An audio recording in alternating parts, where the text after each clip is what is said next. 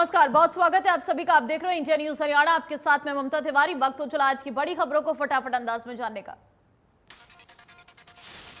खेलो India youth games की शुरुआत 4 जून शाम 7:30 बजे हरियाणा के पंचकुला में की जानी है, जिसमें देश के सभी प्रदेशों के खिलाड़ी हिस्सा लेंगे।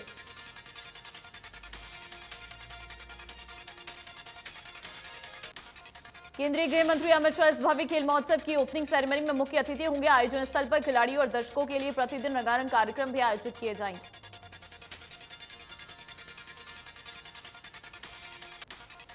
खेलो इंडिया यूथ गेम्स 2021 के चौथे संस्करण में देश भर के लगभग 8,500 खिलाड़ी, कोच और सहयोगी स्टाफ भाग लेंगे। खिलाड़ी कुल 1,866 पदकों, जिनमें 545 स्वर्ण, 545 रजत और 776 कांस्य पदक शामिल हैं। 25 प्रकार के खेल 5 स्थानों पंचकुला, अंबाला, शाहबाद, चंडीगढ़ और दिल्ली में आयोजित किए जाएंगे। हालांकि ताऊ देवीलाल खेल परिसर पंचकुला इन खेल प्रतियोगिताओं का मुख्य आयोजन स्थल होगा।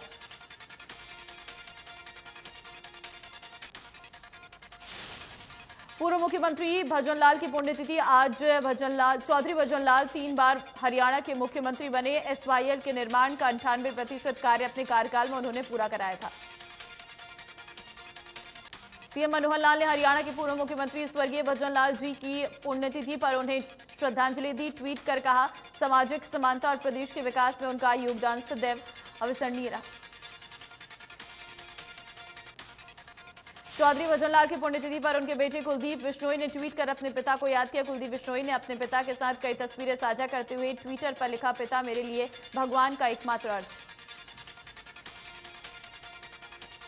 साथ ही आदमपुर से विधायक कुलदीप बिश्नोई ने हज़ार के बिश्नोई मंदिर में पहुंचकर स्वर्गीय भजनलाल को श्रद्धांजलि दी और हवन के कार्यक्रम में भाग लिया।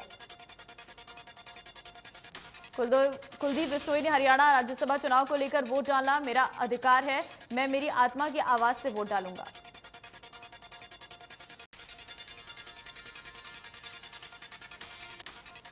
जेजेपी महासचिव दिग्विजय चौटाला ने कहा कि हम इस बात के पक्षधर रही हैं जो बीजेपी जेजेपी का अलायंस 2.5 साल पहले हुआ, जो वो जैसे चल रहा था वैसे ही मजबूत रहे। कुलदीप बिश्नोई की अंतरात्मा को सुनकर वोट करने के बयान पर कहा कि जब राज्यसभा की मतपेटी खुलेगी तो कांग्रेस ये चुनाव हारेगी। निर्दलीय उम्मीदवार कार्तिकेय शर्मा की जीत के लिए टीम मैनेजमेंट कर रही है। राज्यसभा का चुनाव का मतलब पूरी तरह मैनेजमेंट है। मुझे ये शक है कि भूपेंद्र हुड्डा भी कार्तिकेय जी को वोट डालेंगे। हरियाणा के पूर्व मुख्यमंत्री चौधरी भजनलाल की पुण्यतिथि पर यमुनानगर में श्रद्धांजलि सभा का आयोजन किया गया, जिसमें उनके विभिन्न समर्थकों ने उन्हें अपनी भावभीनी श्रद्धांजलि अर्पित की। कांग्रेस पर निशाना साधते हुए मंत्री रणजीत सिंह चौटाला ने कहा कि कुलदीप बिश्नोई के कद को देखते हुए कांग्रेस में उसे पद नहीं दिया जा रहा है।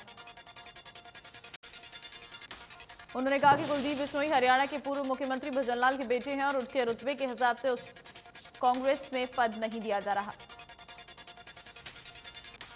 वहीं उन्होंने कहा कि भाजपा उम्मीदवार कृष्ण कुमार पवार राज्यसभा चुनाव के लिए जीत हासिल करेंगे। इसके अलावा कार्तिकेय शर्मा भी राज्यसभा चुनाव में जीत जरूर हासिल करेंगे। नगर पालिकाओं के लिए बीजेपी ने उम्मीदवारों की घोषणा की। सोनीपत, कुरुक्षेत्र, कैथल, करनाल, यमुनानगर, रेवाड़ी की सीटों पर घोषणा हुई। लाडवा और पिहोवा के लिए चेयरमैन उम्मीदवार उतारे। राजौंद, गन्नौर, कुंडली में भी पार्टी ने उम्मीदवार उतारे। तरावड़ी, निसिंग, घरौंडा, असंध के उम्मीदवार की घोषणा। साढौरा, फिरोजपुर, झरका के उम्मीदवारों की भी घोषणा। राजौंद से बबीता रानी चेयरमैन प्रत्याशी, तरावड़ी से राजीव नारंग चेयरमैन प्रत्याशी, निसिंग से हिमांशु गोयल उम्मीदवार।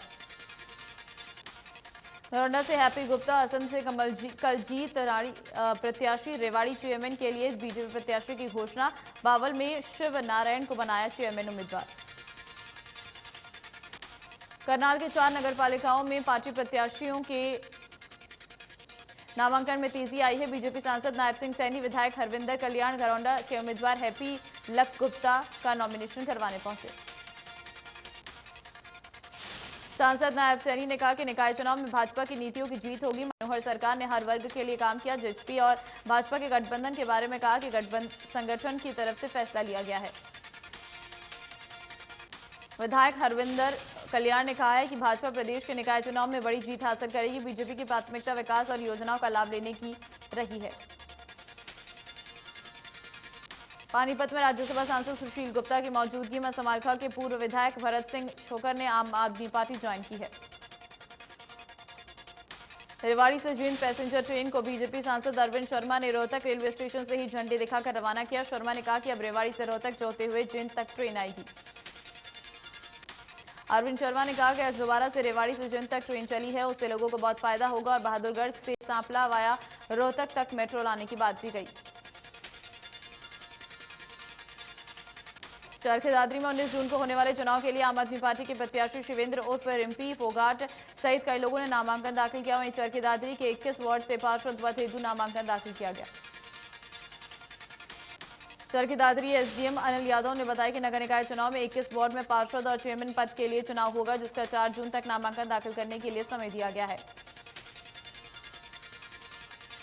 निकाय चुनाव को लेकर फाइनल की गई मतदाता सूची में भारी गड़बड़ी सामने आई है। मतदाता सूची में पूर्व सिंचाई मंत्री शमशेर सिंह सुरजेवाल का नाम सामने आया है, जिनकी जनवरी 2020 में मौत हो गई। इसी वार्ड के मतदाता सूची में 1 साल पहले कोरोना महामारी के चलते जिंदगी गंवा चुके सेक्टर 20 निवासी दंपत्ति को जिंदा दिखाया गया है। वहीं वर्ष 2015 में जिस मतदाता की मौत हो चुकी थी वो भी वोटर लिस्ट में जीवित है। यमुनानगर के गांव जामला में किसान धर्मवीर कंबोज के जीवन संघर्ष की गाथा एक रिक्शा चालक से एक कामयाब उद्यमी के रूप में सीबीएसई की पाठ्य पुस्तक में शामिल की गई। आपको बता दें कि किसान धर्मवीर कंबोज द्वारा बनाई गई मशीन कई देशों में खरीदी जा चुकी है। इस अनूठे कारनामे के बाद राष्ट्रपति ने किसान धर्मवीर को 21 दिन तक राष्ट्रपति भवन में अपना मेहमान बना के रखा था। खालिस्तानियों के रेल रोको आंदोलन की धमकी के बाद बल्लभगढ़ के रेलवे स्टेशन की सुरक्षा बढ़ाई गई। रेलवे स्टेशन पर भारी पुलिस बल तैनात किए गई। स्टेशन पर आने जाने वाले लोगों के सामानों की भी जांच की जा रही है। एसीपी ने बताया कि पलवल से तुगलकाबाद तक सभी स्टेशनों पर पुलिस की तैनाती की गई है। अगर कोई गैर गतिविधि होती है तो उस पर कार्रवाई की जाएगी।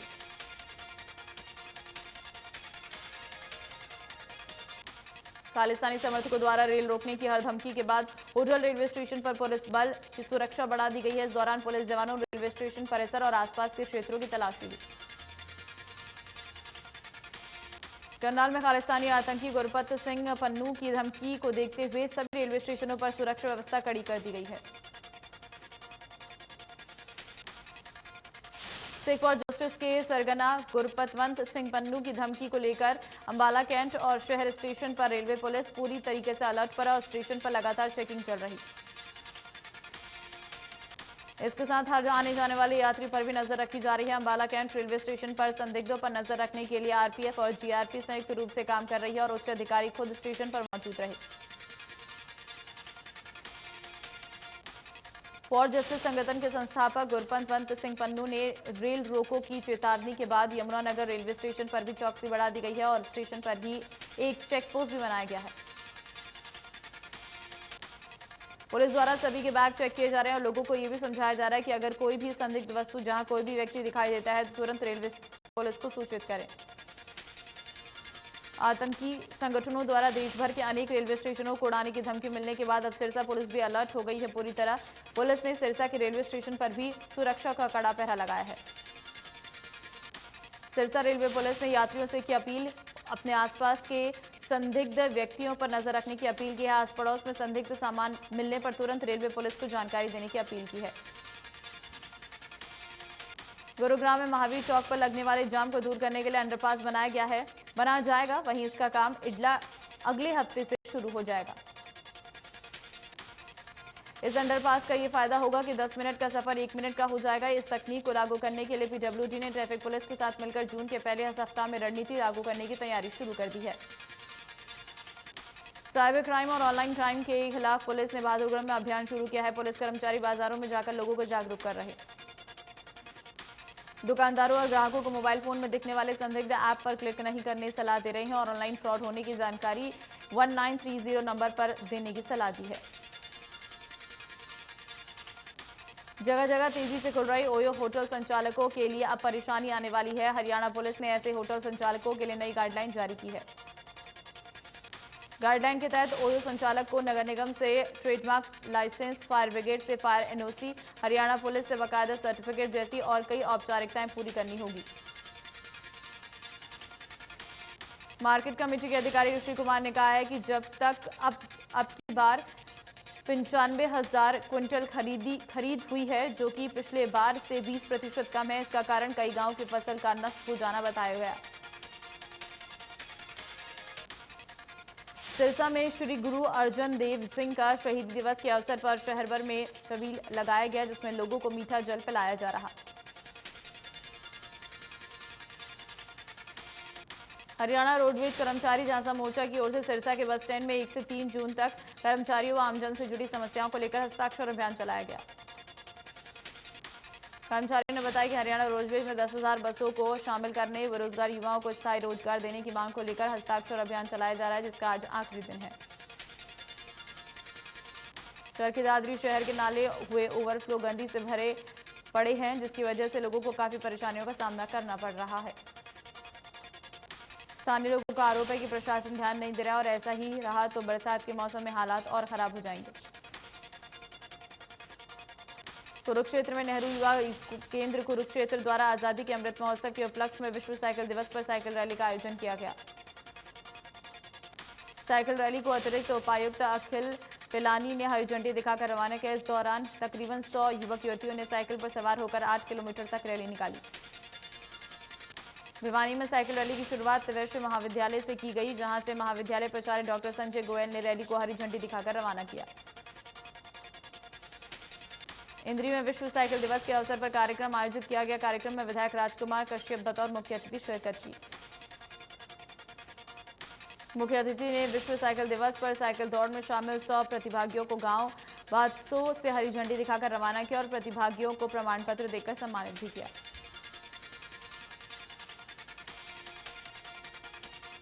अंबाला में युवाओं ने बड़ी संख्या में इकट्ठे होकर पंजाबी गायक सिद्धू मूसेवाला को कैंडल मार्च निकाल श्रद्धांजलि अर्पित कर पंजाब सरकार के खिलाफ नारेबाजी की।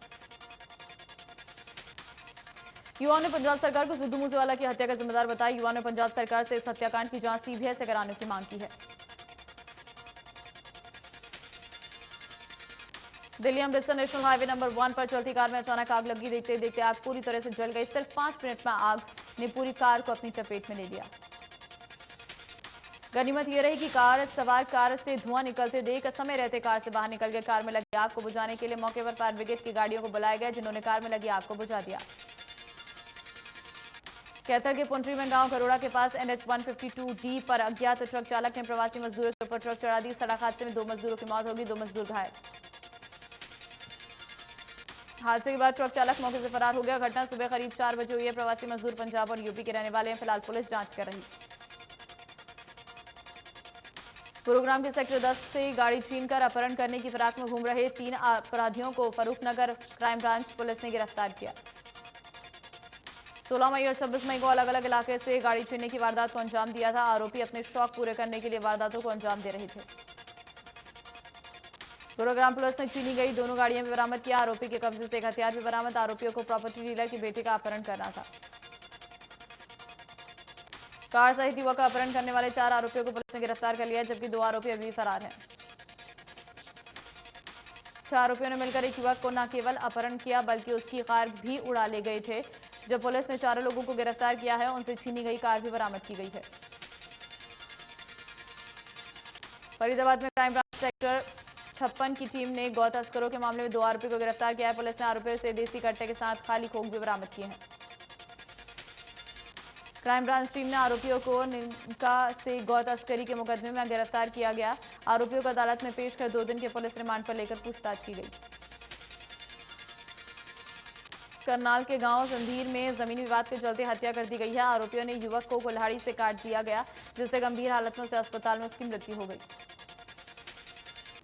जमीन खरीदने को लेकर हुए झगड़े के कारण चोट लगी है। पुलिस ने शव को कब्जे में ले लिया है। शिकायत के आधार पर केस दर्ज किया गया है। आरोपियों के खिलाफ उचित कार्रवाई की गई। जिनके गांव बड़ौदा के निकट वीरवार देर शाम पेट्रोल पंप पर करीब 1 दर्जन लूटपाट की वारदात को अंजाम देने वाले गिरोह के सदस्यों को पुलिस ने मुठभेड़ में हो गई। बदमाशों ने पुलिस पर फायरिंग कर भागने का प्रयास किया। पुलिस ने जवाबी कार्रवाई गोली चलाई तो दोनों बदमाश पांव में गोली लगने से घायल हो गए।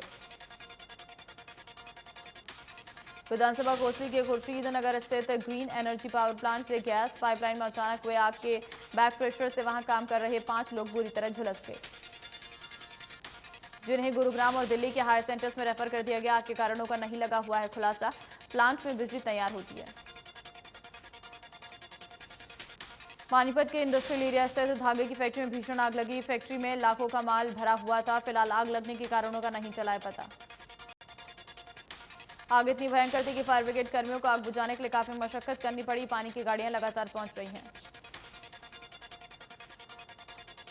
प्रधानमंत्री मोदी ने लखनऊ के इंदिरा गांधी प्रतिष्ठान में यूपी इन्वेस्टर समिट के ग्राउंड ब्रेकिंग सेरेमनी का उद्घाटन किया। इस अवसर पर उनके साथ मुख्यमंत्री योगी आदित्यनाथ और केंद्रीय रक्षा मंत्री राजनाथ सिंह भी मौजूद रहे। प्रधानमंत्री नरेंद्र मोदी ने यूपी इन्वेस्टर समिट में कहा है कि यूपी के युवाओं में सपनों को उड़ान देने की क्षमता है। उन्होंने कहा कि कोरोना काल में भी भारत नहीं रुका नहीं है। कानपुर में राष्ट्रपति रामनाथ कोविंद के गांव परौंख पहुंचे। पीएम मोदी ने विपक्ष को निशाने पर लिया और परिवारवाद पर एक बार फिर हमला बोला। पीएम मोदी ने कहा कि जो लोग परिवारवाद के उदाहरण है वो मुझसे भड़के हुए हैं। देश भर के परिवारवादी लोग मेरे खिलाफ एकजुट हो गए हैं। मेरी किसी राजनीतिक दल या किसी व्यक्ति से कोई व्यक्तिगत नाराजगी नहीं। भाजपा के नेता नुपुर शर्मा के मोहम्मद साहब पर दिए गए एक बयान को लेकर कानपुर में जुम्मे की नमाज के बाद बवाल हो गया। खास बात यह रही कि पीएम मोदी, राष्ट्रपति कोविंद और मुख्यमंत्री योगी कानपुर देहात के दौरे पर हैं।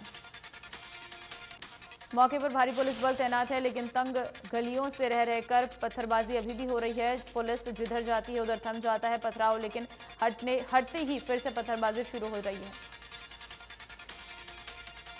कश्मीर में बिगड़ते हालात को लेकर केंद्रीय गृह मंत्री अमित शाह ने दिल्ली में लगातार दूसरे दिन जम्मू कश्मीर के राज्यपाल और शीर्ष सुरक्षा अधिकारियों के साथ मीटिंग की।